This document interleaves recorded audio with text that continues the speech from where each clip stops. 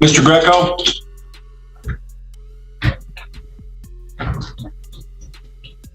Yes. Mr. Lanto would like to, he's not going with any House counsel. He is wishing to represent himself. So today's the date and time set for the arraignment and pretrial. He is in prosecutor room 1. Okay. All right, very good. I'll be there. Yep.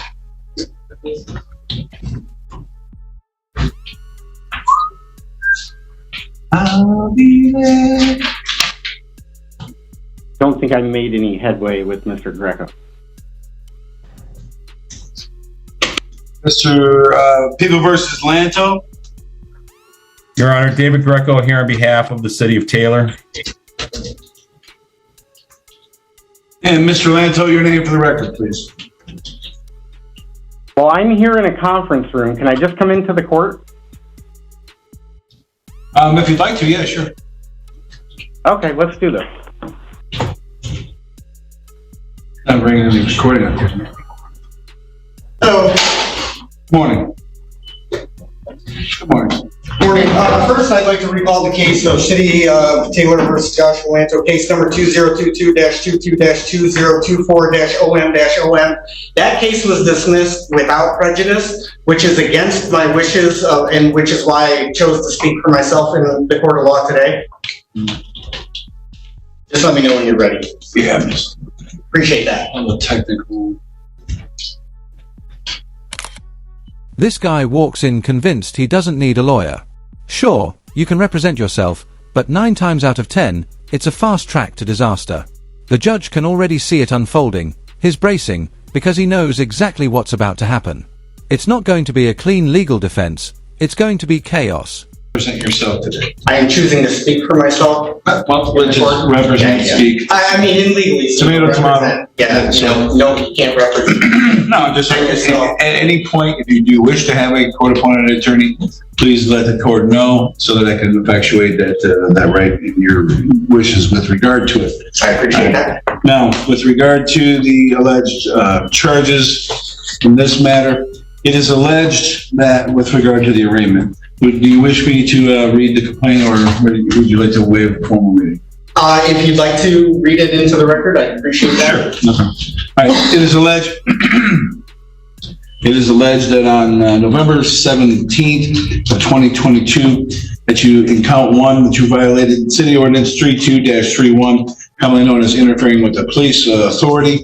That's a misdemeanor punishable by 93 days in jail and or up to $500 in fines. In count 2, it is alleged that you violated City Ordinance 32-31, interfering with a police authority.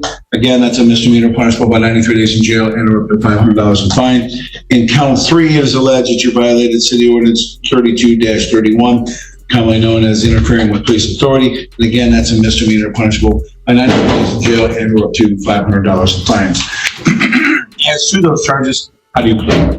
Well, I'm not prepared to make a plea at this time. And I'll recognize you as standing mute, and I'll enter a plea of not guilty on your behalf. Well, if I could just object to that for just a moment, because you did say, which is why I was trying to recall the matter of City versus Taylor versus Joshua Lanto in the previous case, because you said in that arraignment that I have the right to be informed of the cause and nature of the charges, correct? Mm-hmm. Okay, so obviously that case Did you get a copy of the complaint? Are you talking about in this matter? No, I haven't seen anything. As a matter of fact, I've requested. And it goes off the rails almost instantly. Instead of addressing the actual charges in front of him, he starts digging up some old dismissed case like it's relevant. Judges can't stand that. They're here to deal with this case, not whatever baggage you want to drag in from the past. It just makes things messy and shows he's not focused on the fight at hand.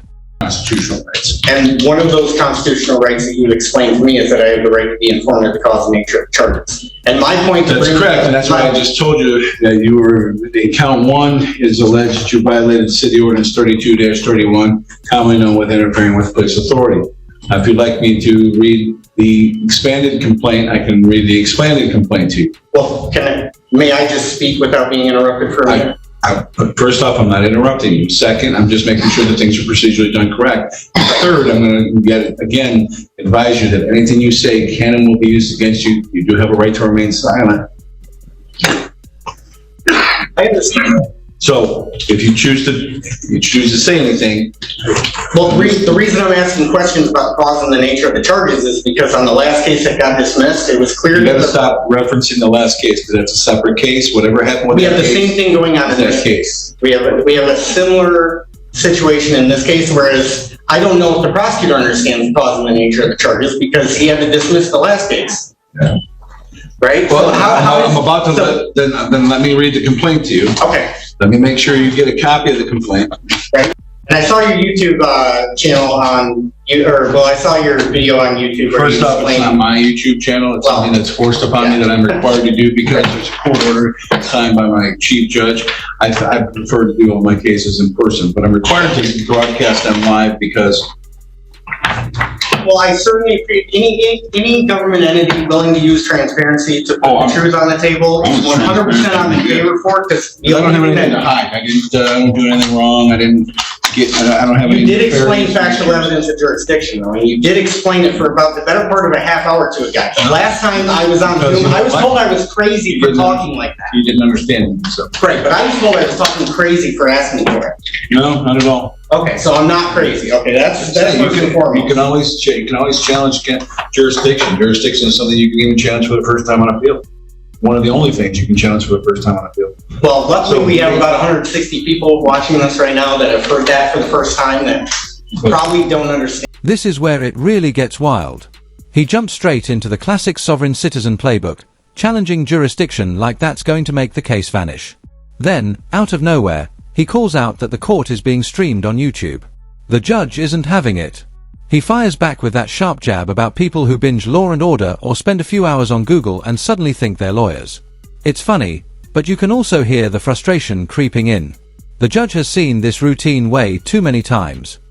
All right, so it is alleged that on November the 17th, 2022, that you violated City Ordinance, Chapter 32, Article 2, Section 32-31, interfering with police authority, which states, it shall be unlawful for any person within the city to resist any police officer, any member of the police department, or any person duly empowered with police authority while in the discharge or apparent discharge of their police authority duty, or in any way to interfere with or hinder the police officer or member of the police department in the discharge of the police authority duty. And It is just a alleged- quick objection, just a point of clarification. There's no objection to that because that's just that is the ordinance. Okay, Literally if you're read the just reading it ordinance into the record, I I understand. don't read the ordinance. That's Yeah, I just want to know what in any way means in this charge. What does Again- in any way mean? Again, I can't answer that question because for me to answer that question would be me giving you legal advice. If you want to file a motion, you can more than welcome to file a Yeah, motion. because in any way And I can seems make awfully rules. vague and it seems obtuse and it seems like it's just These are all impossible to. great things that somebody might want to argue in a motion. Yeah, it seems impossible to determine what in any So, way. but if you could, please don't interrupt me until I get down to the bottom here, because I want to let you know exactly what the allegations are against you from a factual basis. These are the reasons that the warrant was signed, because I found that there was probable cause that a crime was committed and probable cause that you were the one who committed the crime, hence why the warrant was placed into existence in the first place. It is alleged that on the above listed date, which was the 11/17 of 22, at approximately 2:50 p.m., you, the defendant, Mr. Lanto, engaged in a repeated course of conduct to interfere with Officer Andrew Borg's discharge of his authorized duties, which include traffic enforcement on South Telegraph Road near Ecorse Road in the city of Taylor. You, Mr. Lanto, allegedly had unlawful actions, including following Officer Borg on multiple traffic stops, approaching the traffic stops in the close proximity to Officer Borg and his vehicle and the drivers, yelling obscenities and insults at Officer Borg, and video recording Officer Borg while inside of his patrol vehicle while he was accessing protected lien information concerning the drivers that were pulled over. It's also alleged, Mr. Lanto, you were ultimately arrested after Officer David Jones witnessed you walking within close proximity to Officer Borg's vehicle during a traffic stop and attempting to video record Officer Borg while he was inside his patrol vehicle accessing lien information about the driver. In count one, more specifically, in count one, the violation of section 32-31, interfering with the police authority, you, Mr. Lanto, the defendant, allegedly approached the traffic stop at approximately 3:04 p.m. and interfered with Officer Borg by being in close proximity to Officer Borg, his patrol vehicle, and the pulled over driver in the center median of Telegraph Road, and yelling and hurling insults and obscenities while Officer Borg was discharging his police authority duty. In count 2, violation. Here the judge finally spells out what's really on the table, and it's no small matter. The accusations include tailing cops during traffic stops, hurling insults, and filming right as officers are pulling sensitive driver information.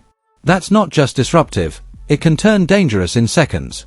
You can tell the judge is choosing his words carefully, laying out each charge so there's no confusion. He's making it crystal clear that this isn't about harmless protesting, it's about crossing a line that puts people at risk. Clarification before I make an This informed. isn't a matter of clarifications. This is you either pleading guilty, not guilty, or standing mute. Well, I was told I have the right to be informed of the cause and the nature of the charge. Just did. You just read this into the record, and all it did was confuse. I did. So, because we have right in here that Officer Bo, or I was told Listen, there was I'm not- close proximity of Sure. Officer Bo. I'm not going to get What into is the close particulars. proximity? Listen, I'm not going to get into the particulars. This isn't the trial. This is, nobody's sworn in under oath. There's subject to cross-examination by both sides. That's what trials are for. Okay, That's what trials are for. before I make This an is just these things. So I'm going to give you 5 seconds to either choose. If you're not responsive, then I'll just enter a plea of not guilty so that your not guilty status is preserved and your constitutional rights preserved there as well. Well, So how do you plead? Guilty, not guilty? I object for clarification. Sure. Guilty or not guilty? Well, I object to that because I can't make an informed plea today. Fine, then I'm going to enter a plea of not guilty on your behalf. So you're still not guilty on your behalf, and they have the Well, right and to. then And here's the breaking point. The judge asks the most basic question, guilty or not guilty, but instead of answering, he dodges, spins, and talks in circles. This is exactly the kind of thing that wears judges down. Court isn't a place for endless debating, it runs on clear answers. When a defendant refuses to give one, the system steps in and enters the plea for them. It's a reminder that if you insist on representing yourself but won't play by the rules, the court won't wait around, it moves forward without you. You have a God-given constitutional right to because Houston Brazil says that a So, police interference is listen, physical. I'm not going to get into a civil procedure class here. All right. I have other cases to do. You've been advised in the premises of what the charges are against you. Uh-huh. I'm finding you're unresponsive as to guilty or not guilty, so I am going to put in a plea of not guilty. And I have to object to that on the record. Sure, it's on the Okay. record. Thank you. And now, if you don't want to speak with Mr. Greco at this time, then you're more than welcome to leave, and you'll be given a notice as to moving forward. I can set this up for a settlement conference, or we can just set it directly for a trial. Okay, and then the next time we're here, we'll be able to recall the old matter, so I can get I can't reimbursed. answer that for- question because that may be me giving you legal advice. When Okay. I'm wearing I this think Mr. robe, Greco should when be I'm on the wearing hook this for- robe, Yeah. it's like being a referee. I can throw a flag, blow a whistle, but I can't coach either team. Yeah. I can't tell you how to proceed or what manner you should proceed. Well, you spent about a half hour explaining it to somebody else. No, I explained to them. Well, it was a formal motion. I wasn't giving them legal advice. I was Yeah. merely explaining what jurisdiction means. They had already said in their motion, they had filed a motion Right. stating each I individual watched reason. it. Yeah, I watched it. I pay attention. Sure. I'm actually here to look for areas we can find agreement. But then that's someone you need to talk to Mr. Greco about. Well, I don't think he's going to find agreement. You're not going to find, with So he's me, going to have to litigate. with me, agreement comes from because the two parties approached me with an agreeable situation that they want to put on the record, in the form of a plea, or a dismissal, or I can do a trial and I let the facts that are all under oath speak for themselves. Well, and when I saw the mob boss judge, he actually had a different case, and he was actually a lot more fair than I originally gave him credit for. So the mob boss judge, I'm glad he's not here, but he's the one that he's the one that told me I would be assigned an armed. Well, first off, I don't find I find it disrespectful to refer to somebody as a mob boss. That's because that literally is, That's how it felt to me. well, what I'm saying is you just libeled somebody Well, that's how it felt to me. because now you. And then it just explodes. He crosses the line by calling another judge a mob boss, and that's it, the whole thing goes off the rails. You can almost feel the shift in the room as the judge snaps, shutting it down instantly.